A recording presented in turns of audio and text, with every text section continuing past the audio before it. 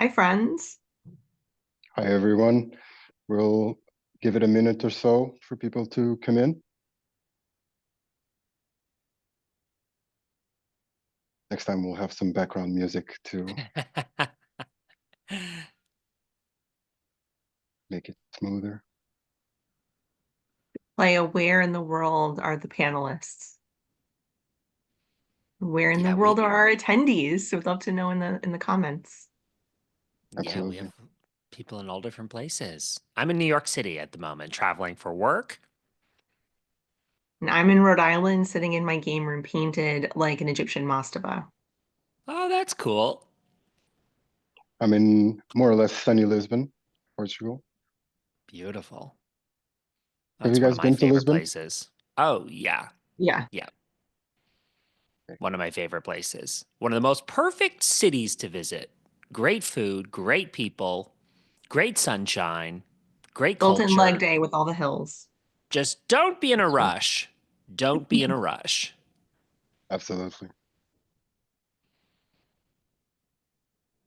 Uh, Chat. Oh, it looks like chat is disabled. We'll ask our mhm. wonderful technical support to help getting that enabled. But you all have found the Q&A, which means that you'll know where to put questions for us during the live panel. Great. We'll give it another minute to wait for, Great. for the rest of the attendees.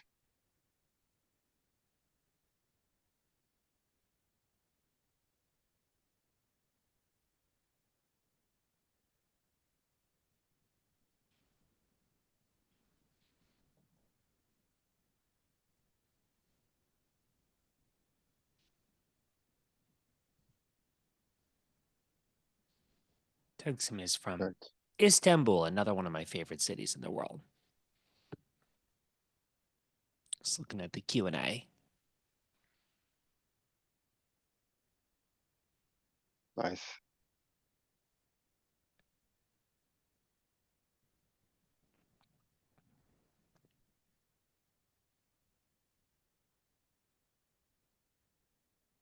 The Very one well. thing I know I'm excited about is not only the questions, but also the fact that we get to have both the art and the science of AI discussions, because I think a Yes. lot of times webinars will focus on one or the other. So getting to talk about both is pretty fun. Absolutely. I think we can start. People will be Great. coming in. Hi, everyone. Welcome to our Marketing Trends 2025 webinar, What's Changing and What to Do About It. Today with us, we have Nava Hopkins, brand evangelist, and Phil Palin, brand and AI strategist. They'll be leading the conversation on our three main topics for the discussion: the evolution of privacy as a main strategic initiative and consideration for brands and marketers, the power of niche communities, and how AI is changing the business, the industry, and consumer expectations from the creative side to strategy. So let's do a quick round of introductions. Nava, let's start with you. Tell us a little bit about yourself, and since the beginning of the year, what have you been seeing in terms of these trends that has interested you? Sure. Hello, everybody. Nava Hopkins from Optimizer. I also serve on the board of the Paid Search Association, and I'm an active member of Women in Tech SEO and PPC Chat. Highly recommend all those organizations. I've been in digital marketing since 2008, focusing mostly on PPC since 2012. And I am a SaaS addict. I've worked in agency, I've worked in house, but SaaS is really what calls to me, specifically because the scalability of talent and brain power. So if we can solve a problem for one person versus solving a problem for 1,000 people, I'd rather solve a problem for 1,000 people. And on the subject of trends, one thing that's actually super interesting is actually somewhat breaking news is that Reddit is putting up a paywall. And this, for the first time, it correlates. We don't know if it causes, but it correlates with a decrease in Reddit traffic for the first time ever. And so one of the kind of interesting trends that we're going to dig into is the power of niche communities and why you focus on them. But I think there's a really interesting human element at play here too, of how much do we interact with tech and how much is it ingrained in our lives, and what sort of choices do consumers react positively and negatively to, and what stances do brands take. So I definitely think that those all influence the conversation. Great. Phil, you want to introduce yourself and tell us a little bit again, since the start of the year, what has caught your eye and attention? Yeah, I would love to. Thanks for having me be a part of this. My world is totally different in an exciting way. Like I'm so interested now in what you've already brought up, and I can't wait to dig into this. I'm a brand strategist first. I sometimes describe myself this way. My adult job, I've owned a branding agency for 14 years. My specialty has been in personal branding, but I've also worked with corporate, startups, all different kinds of businesses in industries. And then I say that my fun job started when I took my own advice that I normally give my clients that are positioning, building, and promoting their brands with my guidance. I started creating content right before the pandemic, video content. I thought I really enjoy actually formats like this, teaching people how to do things. And I'm kind of a nerd. So I was like, I like trying some of these marketing platforms and I really enjoy making videos out of them. And I really enjoy getting paid for it. So something very interesting happened for me last year. My content projects actually outnumbered my client projects. So I'm in New York City at the moment, not at my normal desk setup, but I'm here supporting an event for Adobe. Um, I discovered user centrics in my research for my book, which is conveniently placed 1 foot away from me. Oh no, we're in Europe, so we should stick with centimeters in meters. But anyways, I discovered user centrics and CookieBot in my research for my book, made a recommendation for the work that you guys are doing, and have really kind of created this really exciting win-win partnership. So things that I'm excited about this year, listen, it actually it heads in the same direction. For me, with a focus in branding, I've always been interested in technology. I've always been interested specifically in human connection. So what we were talking about when I launched my business and my career in 2011 was social media. Okay, at the time it was like, oh my God, oops, I dropped my keyboard. It was like social media was like, oh my gosh, this new technology to communicate and connect as humans. And now we're talking all about AI. And I can't help but wonder what we're going to be talking about in 10 years, even though I'm not much of a futurist. I really think about what is happening now. And I am really interested to see this year how that changes or how that evolves human connection. I think whatever we're talking about in 10 years technology wise, we're still as humans going to be focused on how we connect as humans. Um, and then I think we're also making this interesting segue from AI as a novelty. Ooh, look what I can do in ChatGPT. Look how much time it saves me, to more sustainable integration into AI and meaningful integration. That's what I'm really interested in is like, what are the platforms that we're going to depend on and what are the ones that are going to fizzle away? And I think privacy plays a big role in this. I think niche plays a big role in this. So those are the things that I'm thinking a lot about. They get a lot of brain power in my noggin these days. That's great. Picking up on that topic of human connection, um, Nava, how are you seeing this evolution as we're surrounded by these AI assistants, by all these systems and platforms? How do you see this human connection playing out within these communities? You mentioned Reddit. It's one of the examples. How can people and brands coexist in these spaces? So there's two answers I want to give. One is to the direct question of the communities, but then the other is around AI in general. And I promise I'll leave most of that for you.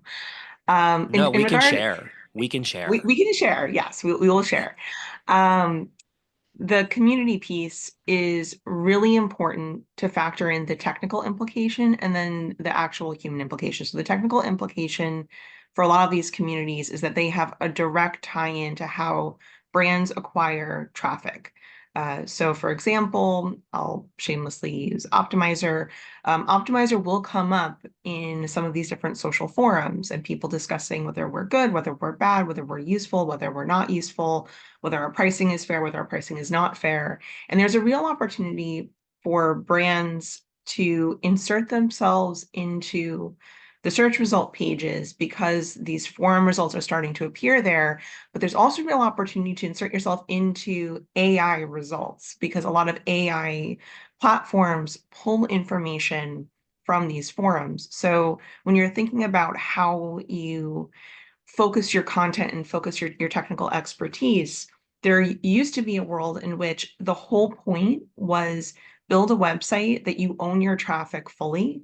And now the question is a little bit more, how can I own my customer? I don't really care how they get to me. I just care that I own their hearts and minds because I'm amazing and they love me and like I take care of them, not because I'm creepy and spy on them without their permission. But the other thing that's really important on the kind of human connection piece is when we think about Reddit, Reddit is one of those places where you don't have to be yourself. You can be an anonymous helpful person, you can be an anonymous troll. X is another platform like that. You can be yourself, you can be an anonymous troll. Applies to Blue Sky, applies to Quora, like all these places where you don't have to tie your direct job, your direct livelihood, you to your answers. There's a lot more room for the content to be grab bag because you're not tied to it. On platforms like LinkedIn, where there will still be some of that content pulled, I find that people are still a little bit more careful, but that forum feel is starting to really slip in. And I think it's because people are seeing diminishing returns on just focusing on those platforms for kind of organic reach. And it's more about how can I engage with people where they are? And when people want to do business, they're typically on LinkedIn. When people are looking to learn the best reviews for a restaurant or how to solve a problem in a video game or things like that, avid gamer here, Reddit is gonna be a better answer. So the human part of it is what are the tools that we are willing to engage with and share the most useful answer, but also who we are with that platform. And again, remembering that what we share will get fed into AI that may or may not be correct, and there are hallucinations all over the place, and we can discuss that. But then also the search result pages. And do you want your brand tied to your owned content where it is very clear that it is you, or do you want your brand tied to users discussing you? Like that, these are real things that you're going to have to figure out and have a brand style guide of how you communicate on each platform, whether you're anonymous to collect feedback with full honesty, but like you're not going to use it maliciously, whether you own your brand and you take that stance. But I'm curious, Phil, on the branding side, did you have any thoughts there?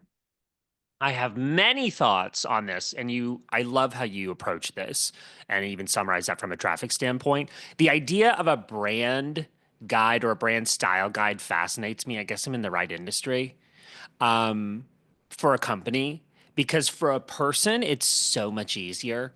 Every person is made up of two things: content, what you say, and personality, the unique way that you deliver that information. And for years, my job has been to just hold up a mirror for my clients, primarily people, and say, hey, I don't know you that well, but I've been listening. I like to talk, but I have to listen for my job. And here's what I see and here's what I hear.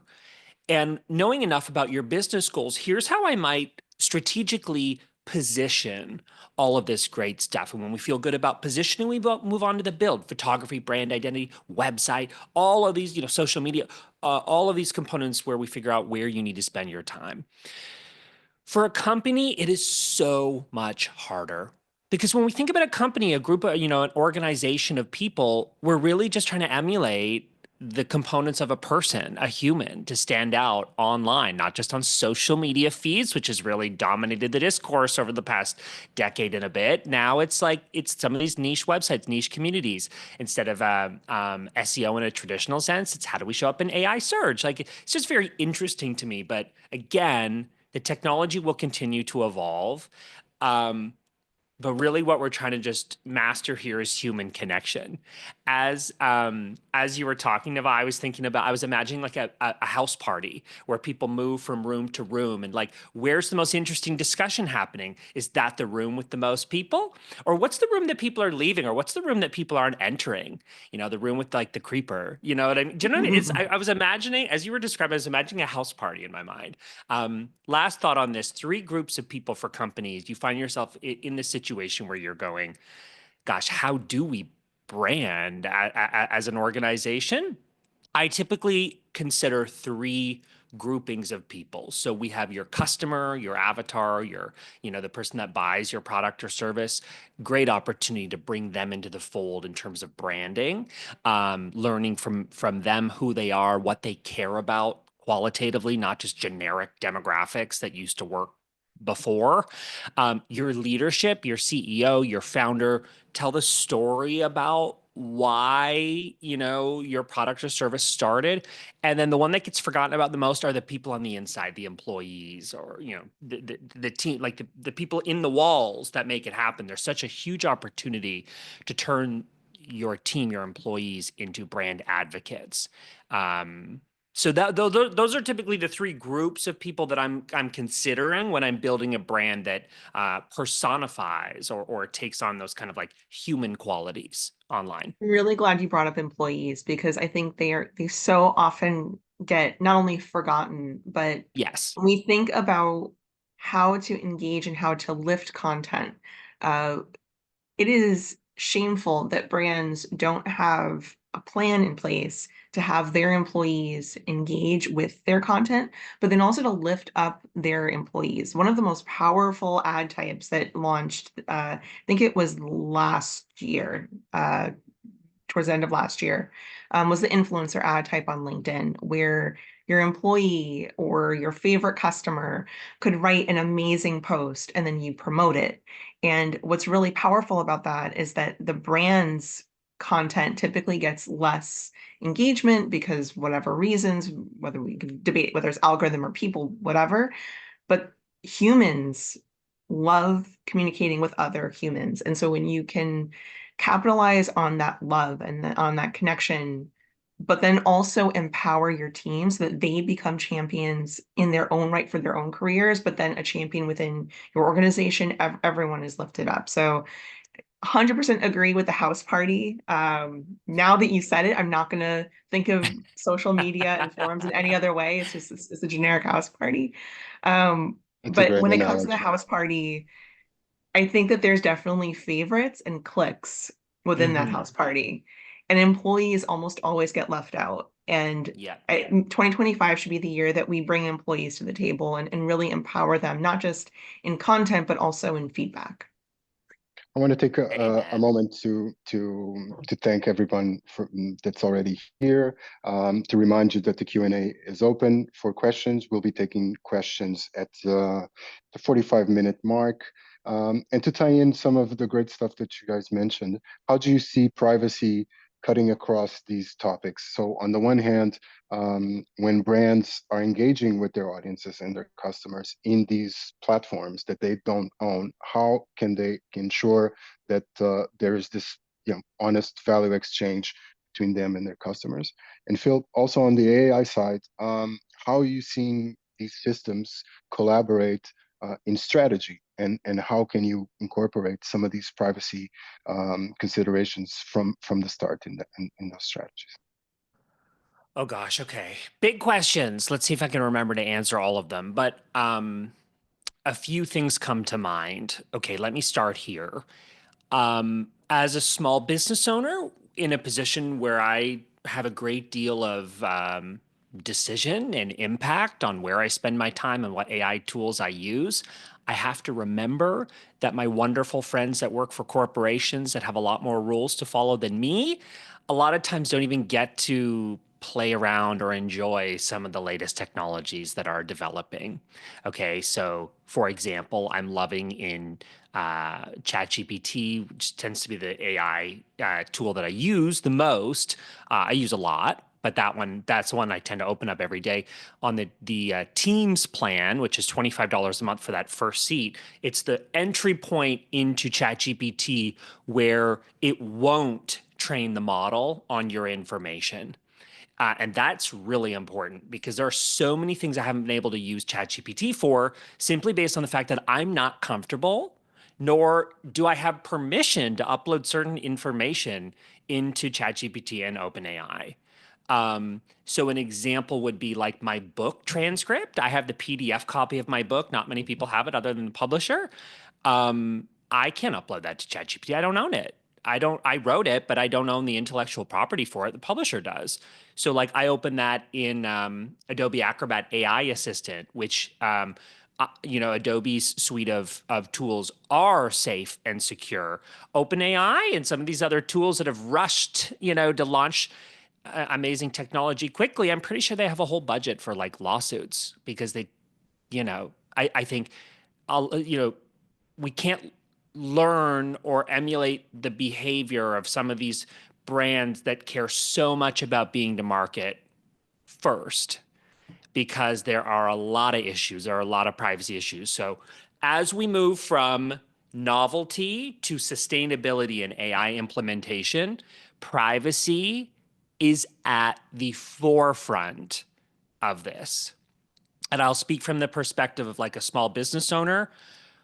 We don't know what we don't know. We're already juggling a lot of hats. Realistically, we can't become a privacy expert or security compliance, all of these issues. So what we need is a trusted partner that will do the work for us. So CookieBot, user-centrics, like literally is a perfect example of this. You guys know a lot more than I do about privacy. I wrote a chapter on it on the book, but that was like more of a research project than it was a flex and here's what I know. But we need those partners to help us that we can rely on so that we can get through our to-do list in the day that's already long. No, Yes. go ahead. Well, I just wanted to chime in on the privacy piece with AI. It's actually something I think about quite a bit.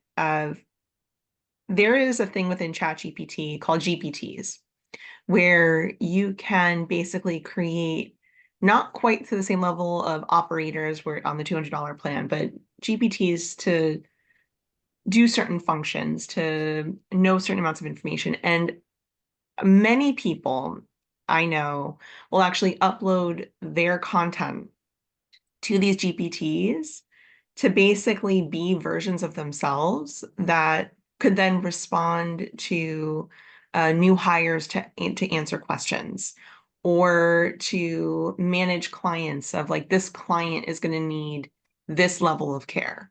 So I agree fully that we don't want to upload everything. And I agree fully that some brands will have the ability to upload more versus not. It is worth experimenting with the content you can upload with those sorts of functions. And here's why. There is going to come a point where the job of entry-level paid media person is gone. That job will not exist. What will exist is paid strategist. What will exist is consultant to guide the brand. Like the actual technical things that are done, a lot of that is going to get picked up by the AI. We actually saw this in most of the ad platforms and a lot of the tools that are used to manage our day-to-day. And we don't need to know the ins and outs of all these things. We don't need to be coders, but we do need to have empathy for how that code works. So Yes. it is worth taking the time now while it's still in its safe infancy spot to learn. One of the great tragedies, I think, in the paid media space, is that there's a whole swath of practitioners entering the world now that have no idea how the auctions work. And so they have no idea how to use the amazing, brilliant AI-driven tools that help you manage your bidding, that help you manage budget, all of that, because they didn't start and have that foundational knowledge. And so this is the time to have that foundational knowledge while still being compliant with your privacy regulations. The other thing I wanted to say that I thought you made an amazing point on this is that we cannot know everything. We have to pick 3, at most 5 areas that we are going to focus on and will be our areas. I wanted to be an English teacher when I was little. I wanted to be an English teacher up until I actually started going to school and I realized I would be both poor and ineffective. And so I switched to marketing. And I used to have a very robust knowledge of romantic poetry and of all the different myths and all of the various stories. And I had that down. I lost that as I worked in marketing. I do not have the encyclopedic knowledge I used to have about literature that I have about the ins and outs of marketing tasks. But you know who can help me still? ChatGPT. When I'm working through a Pathfinder campaign that I'm running with my friends to build a character, I am talking through story ideas with ChatGPT. When I am checking to see which bit of literature might be useful to start my nephews with, I'll check with ChatGPT. And this is where there are tasks that are safe, and then there are tasks that will be prone to hallucinations. And just in case anyone isn't aware, a hallucination is where ChatGPT gets the answer sort of wrong. So a very common one, for example, is that most AI programs refuse to acknowledge the existence of demand generation campaigns within Google. They keep referring to them as discovery campaigns. And it's fascinating that like 2 years on, it's still struggling with it. So just bear in mind, AI is going to have hallucinations and it will be more and more prone to hallucinations the more privacy oriented we are, but that is a fair price of admission. It is okay to respect and to protect your privacy and just know that you'll have hallucinations. I want to pick up on something you said about this kind of brainstorming with these tools and kind of bring it back to the human aspect. How do you see these communities, and going back a little bit to the beginning, right? Whether it's on Reddit or on some of these networks, how do you see people and the power of recommendations starting to play a big role in consumer decision and consumer choice? Because it's one thing for us to brainstorm technical aspects with these AIs, but when it comes down to consumer choice and decisions, people are turning to influencers, they're turning to their communities. How do you see that So evolving in this space? I had a fascinating conversation with my boss and co-founder, Fred Vallis. He is much more into AI than I am. Uh, he believes that we are in the last era of human influencers, that the next generation of influencer will be generated for you, um, whole cloth, a new human with new ideas, new voice will come about. I personally am a little bit skeptical of that approach. But I think it's worth considering what is the actual value and power of a human when we as humans are already struggling with what are facts and what is that like that through line.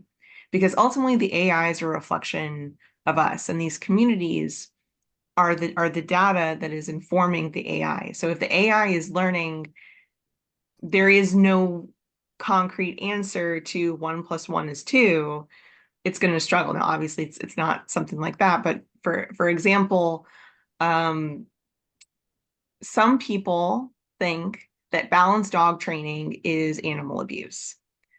They would be wrong. Balanced dog training just balances positive and negative reinforcement.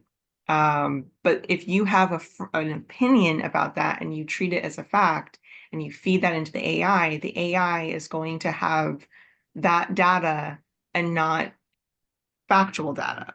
So it's just about understanding the difference between opinions and facts, and also being as mindful and critical as you can be. There is no person that should ever get carte blanche to say whatever they want.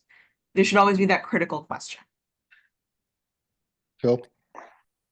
Oh, this is so interesting. I think that I have a similar stance to you on the AI influencer thing.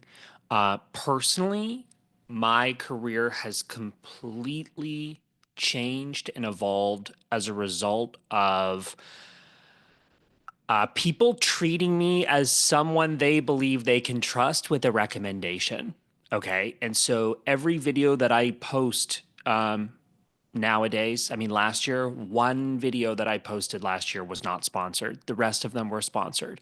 So even though I'm very, I always disclose that I'm working or getting paid by a brand, I don't use any AI in place of me. So people are like, Phil, what AI video tools do you use? I don't use any. I use Descript to help me identify a clip of me, the human, but I don't use AI avatars. I don't like them. I don't like any AI technology that inflates, exaggerates, or misrepresents the human experience. I don't like it. So even if this kind of AI influencer things develop, I believe it's going to create even more opportunity for me, a human being that has tried a lot of AI tools for 4 years, for 3 or 4 years. That has become my career. I say it out loud. I can't even believe it. My branding agency has like helped influencers and these types of content creators for years. And I would have never imagined that I would be in the position where I'm like kind of one of them, even in a small way. And let me pick up on that. Brands that I work with that trust me to create content are not, they don't care if I have 1 million subscribers. They actually, I think they're more enticed to work with me, a real human being that has had a career, that has an expertise and a digital footprint. So yeah, so I like, if you feel nervous about the direction that some of this is going in, just I think be reminded that we will continue to crave human, and lean into the areas of your business that are human. One example of this, a quick one, would be just the shift we've seen in content on platforms like Instagram. People now almost intentionally leaving a mistake or a typo or filming a video at the window to get natural light instead of a perfectly captured thing with videographers or photographers. It's like, that's old school. That's like lame. It's lame to show up perfect online now. Um, why? This whole discussion comes back to, what does it mean to be human, and how do humans and humans connect and interact and show loyalty and choose which room of the house party they're going to hang out in. It really, like, at the end of the day, that's all of this. That's what all of this comes back to. It's just, even though I'm a panelist on this, it's also blowing my mind. It's great. I want to remember our attendees that we're taking questions in the Q&A. We're a little bit past the half hour. I want to bring us back now to specific advice for marketers and small businesses, given these trends that we're seeing that obviously are going to play out far beyond 2025. Nava, what are you seeing in terms of this shift from performance to influence that can help businesses future-proof their business this year and beyond? Well, the question gets at the heart of attribution. What can we actually still report on? Now, there was an interesting article just before this post. I need to dig into it. The Google is backtracking on their lack of fingerprinting policy across devices, which, if true, is a win for attribution, but a loss for privacy, and a loss for kind of maintaining the sanctity of, if I wanted to intentionally have a different profile, I need to think about that. So my biggest advice, because I want to make sure that this is not just another me getting up on my soapbox, that is actionable, is really take stock of what are your sources of truth and how often are they being fed into the platforms you're using. So for example, If you're running Meta ads and Google ads and Microsoft ads, how much of your reporting is using their data versus how much of your reporting is your CRM information or your sales information. If you are a smaller business, you may not have the budget to quickly ramp up paid campaigns. That is totally okay. Organic content, while it is stifled on Meta, I think it's 97% of organic content is stifled. But on LinkedIn, especially first-time posters and initial posters get a big bump.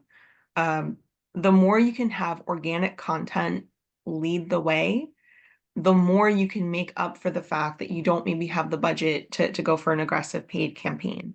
Now, if you're an Amazon brand, I'm sorry, you do need to put some money in to help it with the organic piece. But ultimately, any investment you're going to make this year needs to be tied to your bottom line, not what a platform is telling you, not what a tool is telling you. And by the way, it's important to remember that not all tools are safe. User-centric is obviously very safe. They are wonderful.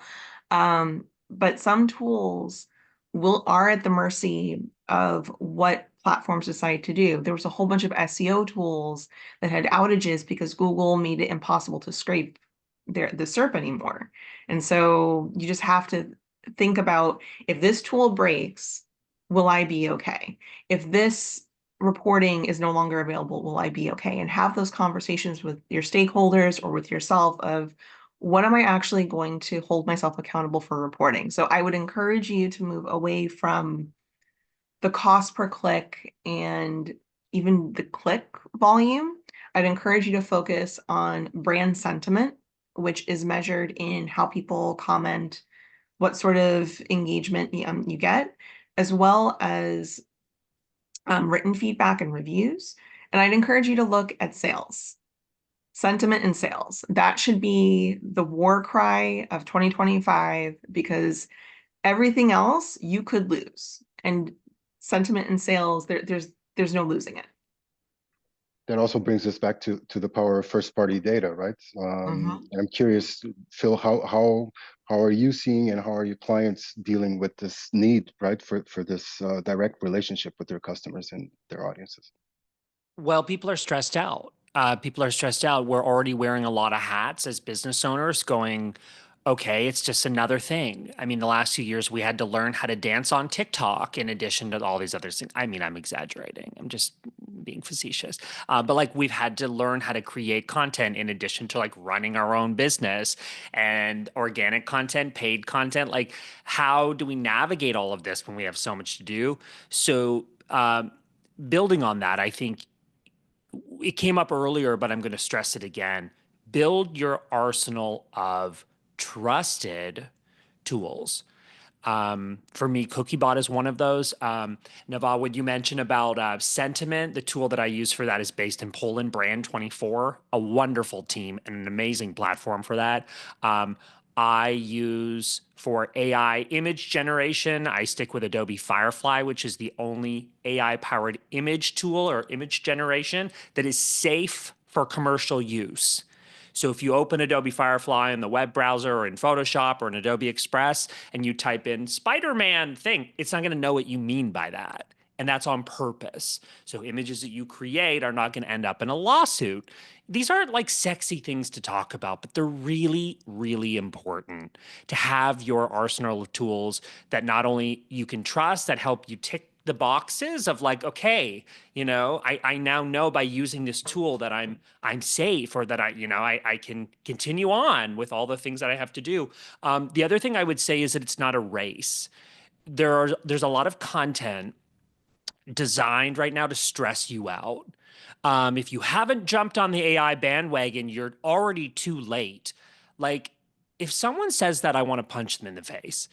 I hate this artificial sense of like, you're late, No, if anything, and I speak specifically to small business owners, if anything, if you've not let this become a distraction and you focused on the areas of business where you make high impact and doing the things that you enjoy doing, then you've actually done this right. You know, you need people that you can trust in your corner that can make those recommendations, have your arsenal of trusted tools, and keep focusing on the things that matter in your business, which isn't, implementing this novel AI solution. It's focusing on your bottom line, which Navad just so beautifully highlighted. I do need to chime in on the too late versus too early versus right on time because we're wizards. Um, there is such a thing as being too late to paying attention to to how your consumers want to engage with you. So I fully Absolutely. agree with you, Phil, that when it comes to, oh, those crazy kids are on TikTok, like, should I be there? I don't know. Honestly, I joined TikTok maybe 3 months before it was banned and then came back again. I loved TikTok. I was not nearly active enough to make it a loss when it got banned and then I just never went back. But you could say I was very late. I like flat out nearly missed the boat. But TikTok was not where my customers were. If my customers were on TikTok, that would be an issue. Now, Reddit, on the other hand, I used to hate Reddit. But prior to, I would say, July of last year, if you ask me about Reddit, I would say Reddit is a waste. I hate it. I think it is the cesspool of the internet. And it's because there's a lot of rude people on Reddit. And the quality of content, there are some people that will spread falsehoods and pass them off as accurate. But Reddit, to Reddit's credit, has done a lot of work to clean it up because they are getting a lot more traffic. And you ignore Reddit at your peril. And so I think I fully agree that you shouldn't chase everything just because random influencer A is saying to do it. But I do Yeah. think you should listen to your customers and have a process in place for your customers to tell you, I am hanging out here, or I heard about you here, or did you know that so and so is talking about you on this platform that you're not on? Maybe you want to get on that. That's great advice.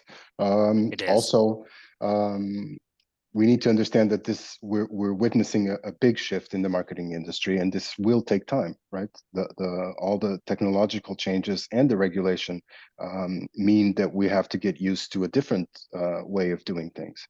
I want to save a little bit of time for regulation and to see what your views are on how privacy regulation is evolving. Obviously, Saving on the juiciest topic for last. let's get into it. So Europe is obviously at the forefront with some of this regulation, and how are y'all seeing it across the ocean and evolving in the US? Not so much in trying to forecast what's going to happen because that's become hard. But how do you feel that people see this issue, and what are their expectations in terms of the markets? I just spoke a lot. Do you want to go first, Phil? No, you go first. This is more of a question for you, I would say. Okay, okay. So here's my 2 cents. I think anyone that wants to make a business decision on policies they think are going to happen needs to take a breath, sit down, and ignore all of it. Because candidly, we are in such a tumultuous international crazy time right now that if you try to future proof or predict or whatever's going to happen, you are going to probably hurt your business more than help it. However, with that said, here are a few things I think every single business should do. Um, and it's not intrusive, it's not hard, it's just something that will, in the worst case scenario of policy regulations, help you. The first thing is to build in the idea of getting consensual conversations with your customers. You should not be bothering your people for no reason. And what's really fascinating is that one of the reasons you can get consent to add someone to a list is to be able to exclude them. So when people get really annoyed that the same ad is following them forever and they can't shake it, that's because they denied permission to be tracked and to be excluded. So they keep getting that ad and it's annoying. And they're like, why is this experience bad? Um, so that's number one, is the consensual conversation.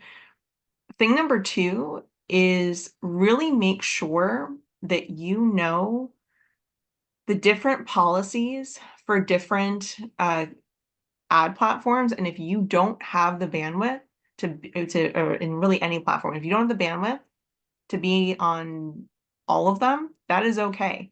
One of the things I was doing in response to the TikTok ban is starting to look into the different privacy policies. And it is crazy what we will sign away to these ad platforms and to these tech platforms, but we don't necessarily think about for ourselves and for our consumers. And so really take the time to think about which platforms are you ready to engage with and to participate with. I will say user-centrics represents not just good business sense from a privacy partner, but also they have some of the most human and empathetic manifestations of privacy. So if you're looking for something to make it easy, absolutely agree user-centrics is first in class.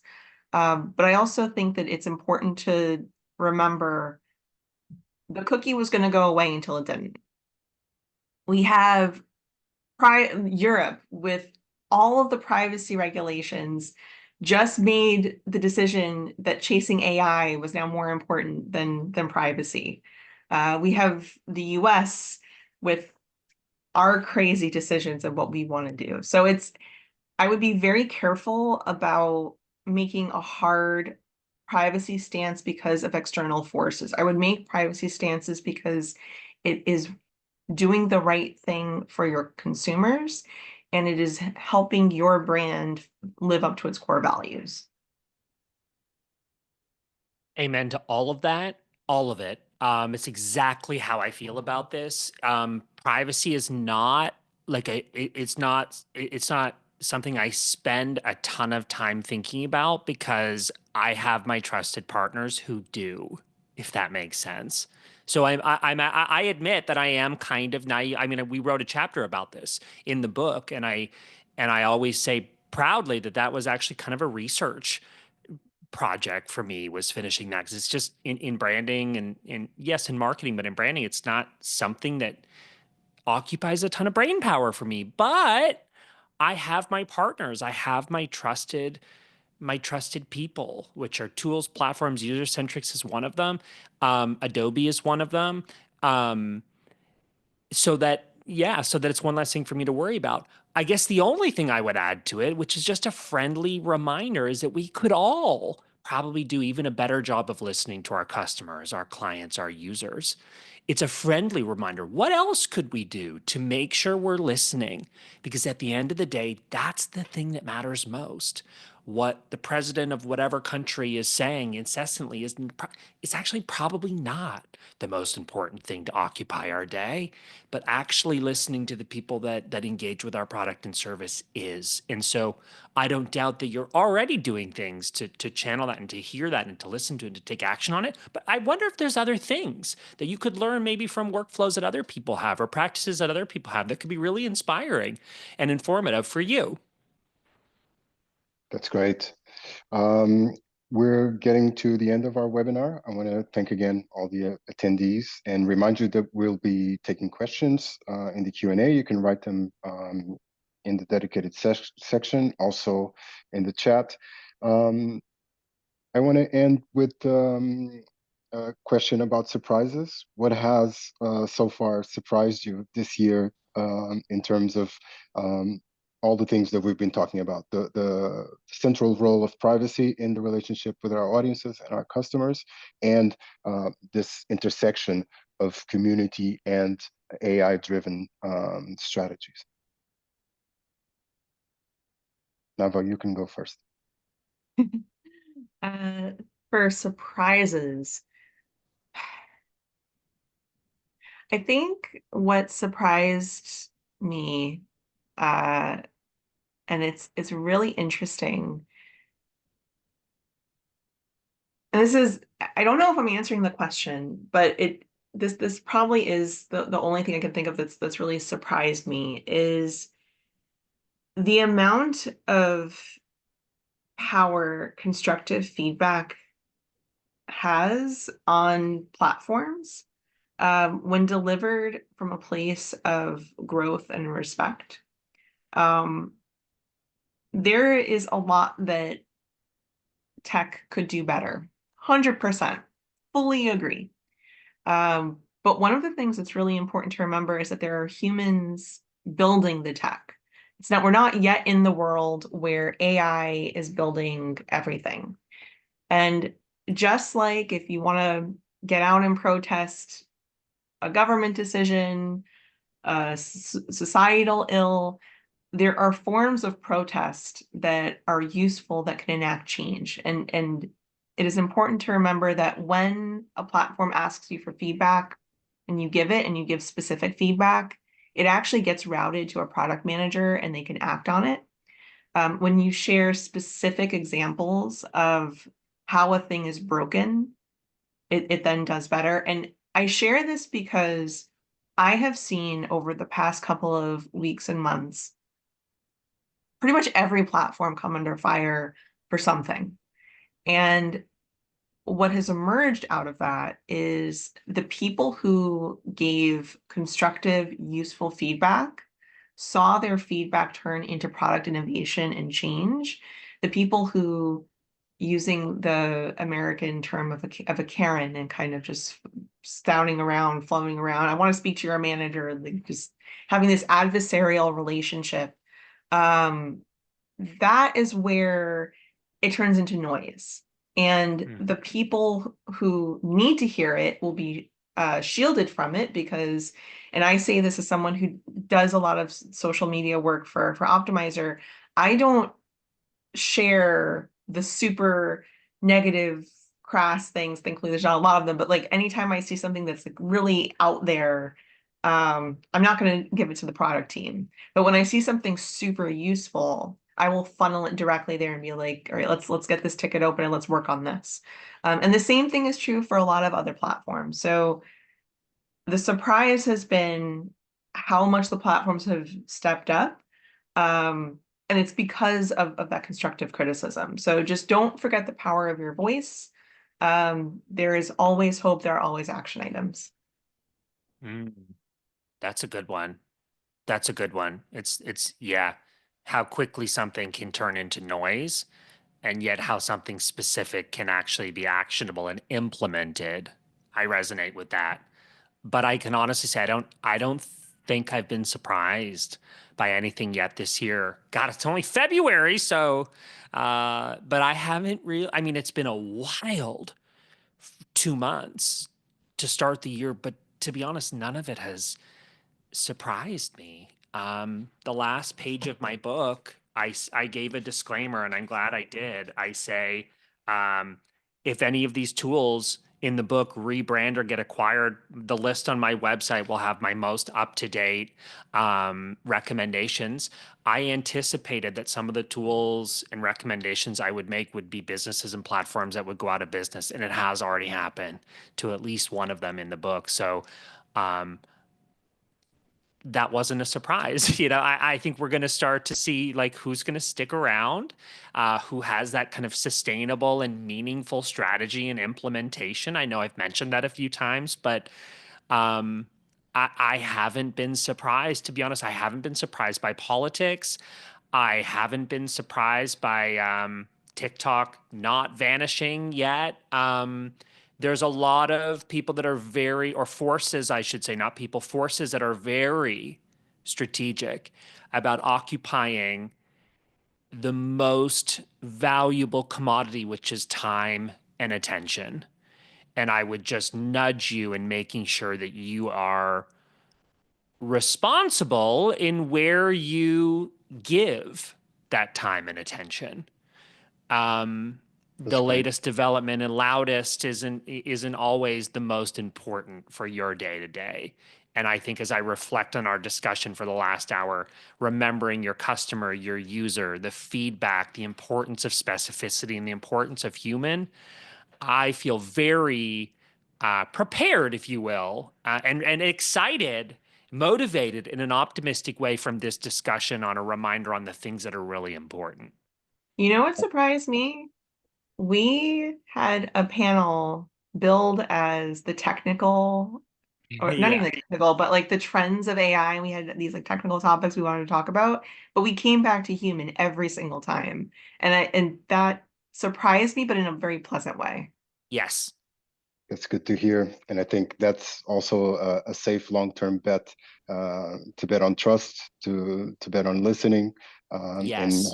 having these direct, authentic relationships with everyone around us as brands and as people. I want to thank you so much for your time, for your contribution. I want to thank our attendees, um, and we'll see you very soon. For everyone who attended, thank you so much. There's still a couple of minutes if you want to drop a question in the Q&A. I think people have been mostly talking in the chat. We have some AI summaries here of the takeaways from the meeting. Uh, Thank you again, Nava, Phil. It's been great. Um, Great to hear and to learn from you, and talk very soon. Thank you so And much it's for your having delight. us. Thank you for having us. Bye.